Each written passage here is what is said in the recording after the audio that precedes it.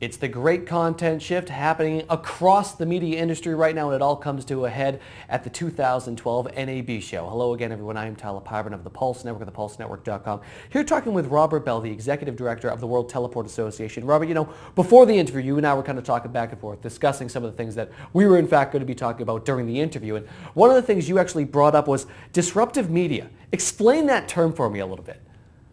Well, it's all that stuff we're hearing about. It's the connected TV, the smart TV, the second screen.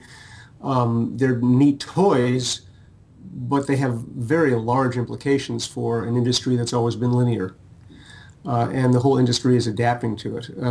We did a study last year called Future TV and the Teleport and asked service providers, broadcasters about, is this good? Is this bad? Do you see a huge threat? Do you see a huge opportunity?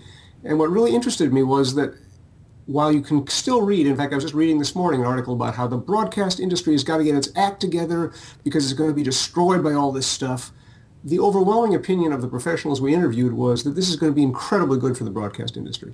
The owner of the content is going to be king.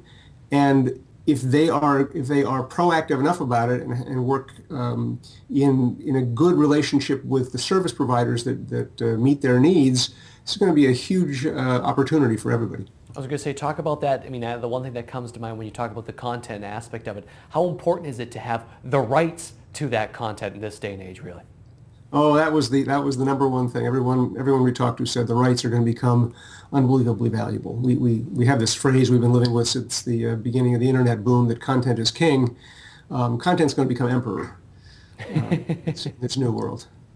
Content is the emperor. Content is no longer king. It's moving on from that. So kind of last question. I know it's a little bit broad, but what are some of the challenges with this, though? Obviously, getting the rights for this, but what are some of the challenges as far as the distribution part of it all?